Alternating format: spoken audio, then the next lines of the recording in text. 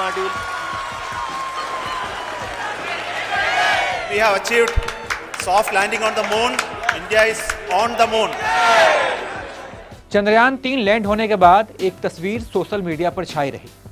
Cycle से rocket ले जाते भारत के वैज्ञानिक। जब भारत ने अपना पहला रॉकेट लॉन्च किया था तब उसके पार्ट्स ऐसे ही साइकिल पर लाद कर लॉन्चिंग पैड तक ले जाया गया था, जहां असेंबल करके उसे लॉन्च किया गया था। यानी कहें तो साइकिल से चांद तक का सफर। तो आइए उन्हीं दिनों में वापस चलते हुए भारत को गौरवान्वित करने वाले इसरो का इतिहास जानते हैं।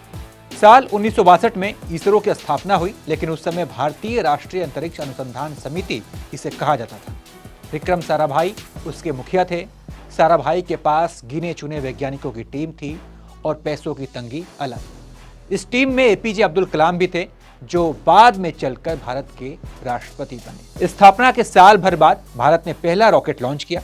उसके पार्ट्स को साइकिल पर लादकर लॉन्चिंग पैड तक पहुंचाया गया था। ये तस्वीर ऐतिहासिक थी जिसे आपने देखा। साल 1963 में 21 नवंबर के दिन हमने अपना पहला रॉकेट लॉन्च किया। इस मौके पर होमी जहांगीर भाभा जैसे बड़े वैज्ञानिक भी मौजूद थे। आप सोचिए, एक वो दिन था जब साइकिल से हम रॉकेट ले जाते थे, और एक आज का दिन है जब हम चांद और मंगल तक पहुंच गए हैं, या ये कहिए कि अब उससे भी आगे तक अपने यान को भेज रहे हैं। तो ये सब इसरो और उनके वैज्ञानिकों की मेहनत का नतीजा है। तो इसरो की कहानी भारत की कहानी है।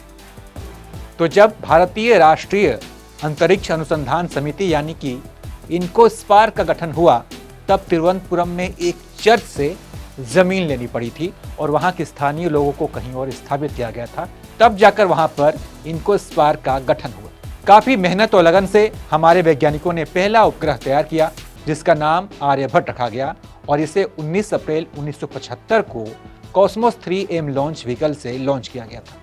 इसे इसरो ने बनाया था और सोवियत संघ ने इसे लॉन्च किया था। 15 अगस्त 1969 को इनकोस्पार का नाम बदलकर बाद में इसरो कर दिया गया, ISRO, जिसे अभी हम जानते हैं। इसके बाद भारत ने SLV-3 के नाम से अपना पहला एक्सपेरिमेंटल लॉन्च व्हीकल तैयार किया, जिसे 18 जुलाई 1980 को लॉन्च किया गया। इसके बाद साल 1994 में हमने PSLV लॉन्च व्हीकल लॉन्च किया, जिसे सैटेलाइट लॉन्च के लिए सबसे भरोसेमंद माना जाता है, और इसी से भारत ने साल 2008 में चंद्रयान 1, 2013 में मंगलयान लॉन्च किया था। भारत यही नहीं रुका, इसरो ने इसके बाद GSLV लॉन्च कर दिया, जो कि PSLV का अपग्रेडेड वर्जन है। और अब तो हालात ऐसे हैं कि भारत से अपनी सैटेलाइट लॉन्च कराने के लिए दूसरे देश जो हैं वो लाइन लगाकर खड़े हैं, क्योंकि ये किफायती भी है अन्य देशों के मुकाबले। तो ये है इसरो के विकास की कहानी। चंद्रयान 1, 2 और अब 3। हम पीछे नहीं हटे और चंदा मामा तक पहुंचकर ही माने। इसरो का मुख्यालय बेंगलोर में है। इसके कई केंद्र हैं, जैसे कि तिरुवनंतपुरम में विक्रम साराभाई केंद्र, श्रीहरिकोटा में सतीश धवन स्पेस सेंटर इत्यादि। कहीं रॉकेट बनाए जाते हैं, कहीं डिजाइन होते हैं और कहीं पर इन्हें असेंबल किया जाता है। इसरो के ऑफिशियल वेबसाइट के अनुसार भारतीय अंतरिक्ष अनुसंधान संगठन यानी कि इसरो भारत की अंतरिक्ष एजेंसी है। इस संगठन में भारत और मानव जाति के लिए बाह्य अंतरिक्ष के लाभों को प्राप्त करने के लिए विज्ञान, अभियांत्रिकी और प्रौद्योगिकी शामिल है। इसरो अंतरिक्ष विभाग भारत सरकार का एक प्रमुख घटक है। विभाग भारतीय अंतरिक्ष कार्यक्रम को मुख्य रूप से इसरो के तहत विभिन्न केंद्रों या इकाइयों के माध्यम से निष्पादित करता है।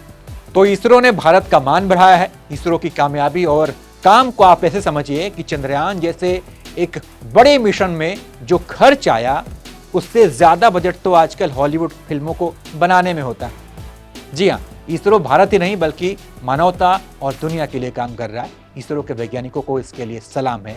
बाकी इसरो की कामयाबी पर, इसरो के सफर पर आप क्या सोचते हैं, आपकी क्या राय है, कमेंट कर बताइए। और तमाम अपडेट्स के लिए आप देखते रहिए ABP लाइव।